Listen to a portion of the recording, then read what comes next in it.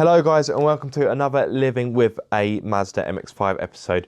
You may see that I'm in my front room and not in the car itself, and the reason for that will become evident in due course. Now, I'm going to try and keep this video as short as possible because I appreciate that just a video of me talking to a camera for an extended amount of time is not particularly engaging, so I will try and keep this as short as possible. So, this episode I was planning for me to bring you some good news. So what I wanted to do was to say, good news, the car has passed its MOT. Oh, and by the way, I'm keeping the car for a few more months because, as you may know, I was looking to sell the car in December, so this month.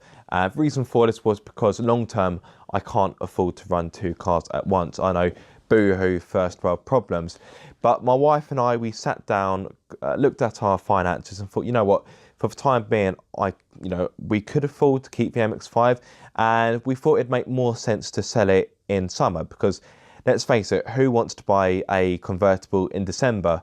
Well, I actually bought the MX-5 last December, but we'll gloss over that, shall we? But what I mean is, who in their right mind wants to buy a convertible or indeed an MX-5 in December? Let's face it, it's not too many people. So our idea was, let's hold on to it for a bit longer and then we can sell it when the weather is warmer, when the sun is out, and therefore I'm more likely to get a buyer for it.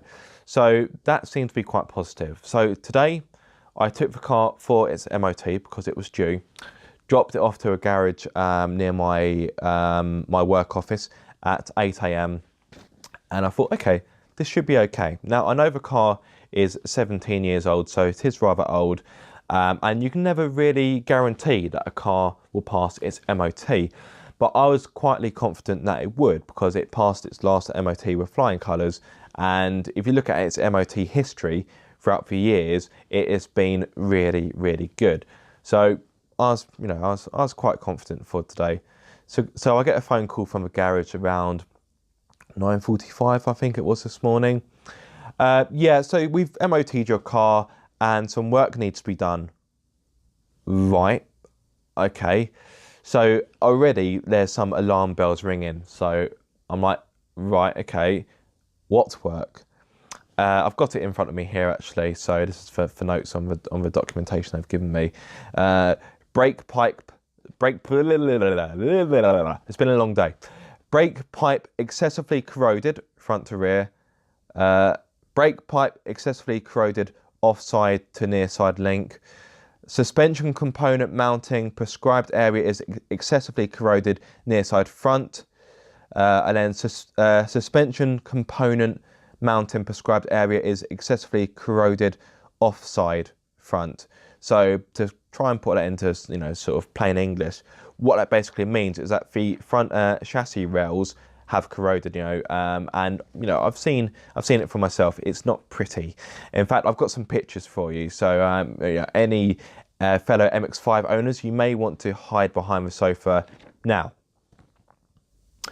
So yes, that is that's what we're looking at here, and also the brake pipes need to be replaced as well because, as I've mentioned, they are corroded, which is brilliant. So obviously, my next question, naturally, how much will this cost?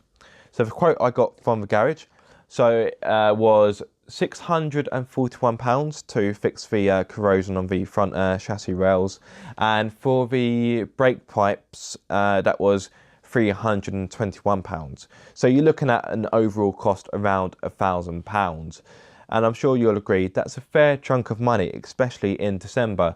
And frankly, that's money I don't have, sadly.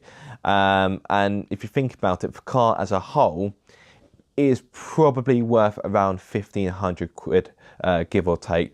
So you're looking at car repairs that are near or less 2/3 worth of what the car is worth, if that makes sense.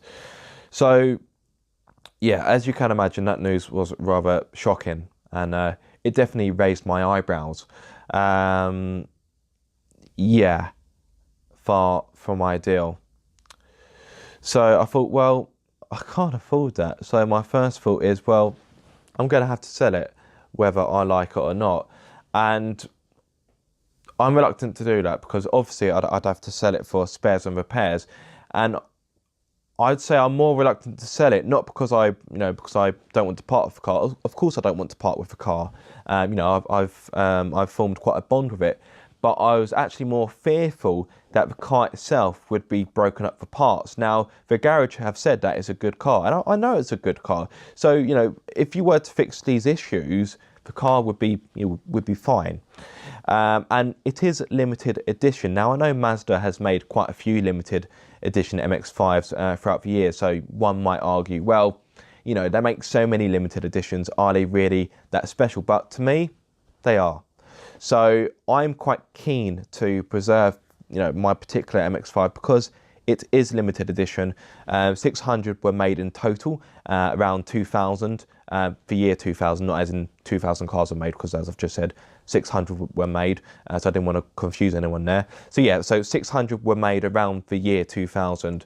I don't know how many are left on the road. I would be surprised if it's around half. So not many of my model of car are left running. So that's why that gives me kind of an extra motivation to kind of save it. So I was sat there feeling pretty distraught, really. Not quite driven to tears, but I was upset, and I still am upset. It's a big shock and one that I wasn't expecting. So, I have spoken to one or two people. So some people have been able to give me a cheaper quote to fix the car, but still outside of the realms of what I can afford right now. I have spoken to another chap, a fellow MX-5 owner, who would be keen to buy the car off me for spares and repairs, and he has said that he would save the car. So that gives me kind of some assurance that if I were to sell it to someone, it won't be broken down, and we would lose another Mazda MX-5 Sport limited edition. But again, I don't really want to sell the car, so obviously I need to confer with my wife, who's actually sat to the left of me.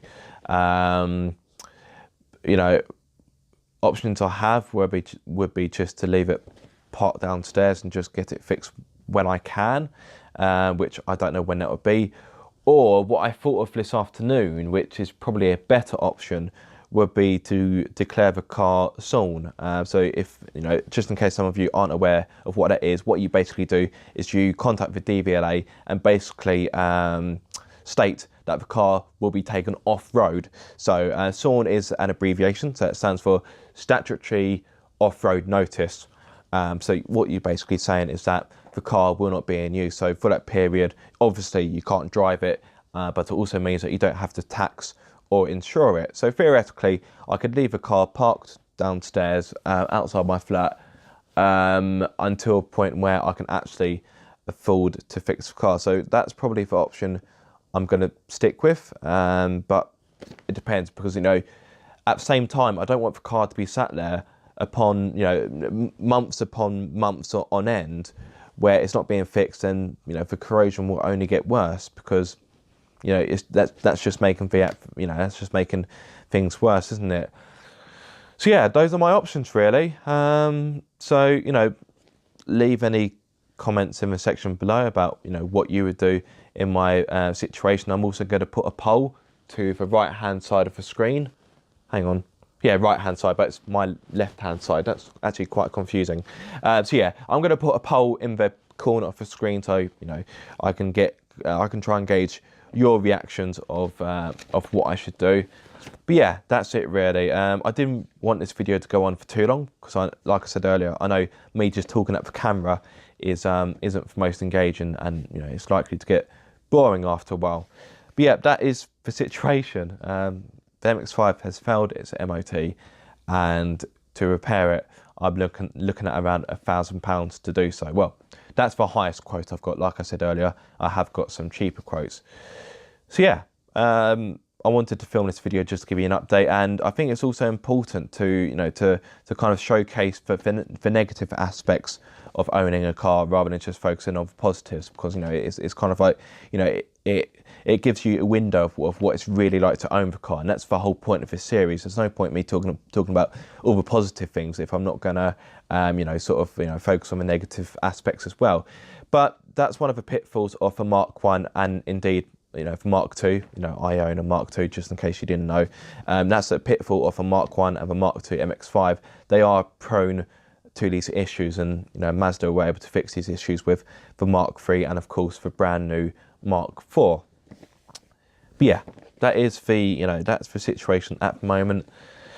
Hopefully there will be another Living with a Mazda MX-5 episode. Well, I'm sure there will be, but what I'm trying to say is that I hope it will be a positive one. But yeah, I think it's a good time to leave it there, guys. I hope you enjoyed this video. I certainly didn't enjoy making it, but such is life. If you did like the video, be sure to give it a thumbs up. And if you haven't done it already, please subscribe for more car obsession.